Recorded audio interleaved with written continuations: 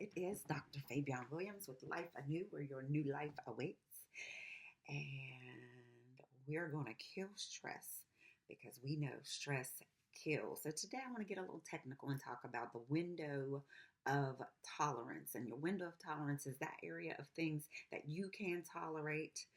And Dr. Dan Siegel talks about this being your optimal functional state of arousal. We are always aroused by something. We are always on. We're always noticing, always doing, always being, all that good stuff, right? He talks about the optimal space where you are the most functional, and that is your window of tolerance. Now, the space above that window of tolerance is called hyper arousal. That area below that space is called hypo arousal. When we think about hyper arousal, we're thinking about that dysregulated individual, the person who's frazzled, the person who's on at all times, the person who is extra, sometimes irritable and angry and yelling and overly powerful, that fight, flight individual, or that place where it is just too much for you to handle. The window is that perfect space where you are comfortable, where you have perfect regulation of your nervous system and all of your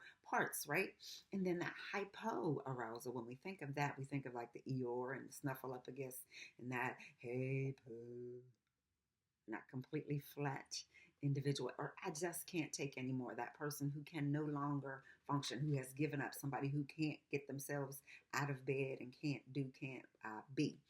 So the window of tolerance, we want to get ourselves into that space, and whatever it takes you want to get there, we can widen that window of tolerance. However, how can we widen that window of tolerance, Dr. Faye? Well, I will tell you. The first thing you want to do is get yourself my list. I have a wonderful list of therapeutic resources. That's actually how I started making videos. I started making videos on therapeutic resources because my clients were way off the charts when it came to stress for that PCL5. I couldn't believe the numbers that we were getting. So I'm going to throw a couple out at you. And my favorite, of course, everybody knows, my bubbles. Bubbles is always a good one. It allows you to meditate. It allows you to use mindfulness to just watch the bubbles. It, of course, takes in deep breathing, and allowing that inner child to live is a way to widen that window of tolerance. Then there's breathing, of course. There's 5, 7, 8 breathing, all those different numbers. But you can also do box breathing if you just can't remember the numbers. Box breathing, five beats in, 5 beats hold, 5 beats out, 6. No, we're not going to do 6. I'm a Christian. 7 beats in, 7 beats hold, 7 beats out, right? All of that. Prayer, meditation, dance, music. If that bubble bath regulates your nervous system, don't you let these people shame you out of doing that bubble bath, because that calms you down. That is my favorite place in this whole wide house. How about that? I walk in nature, being able to be one with nature, getting grounded, all of those things.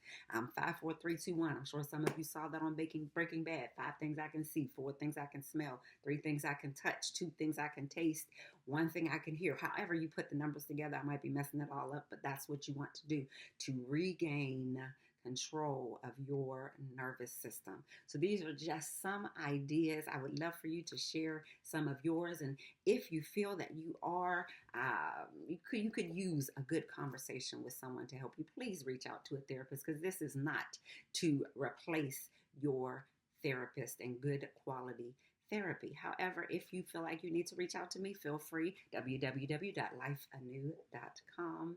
And again, I am Dr. Fabian Williams, here to kill stress, because stress kills.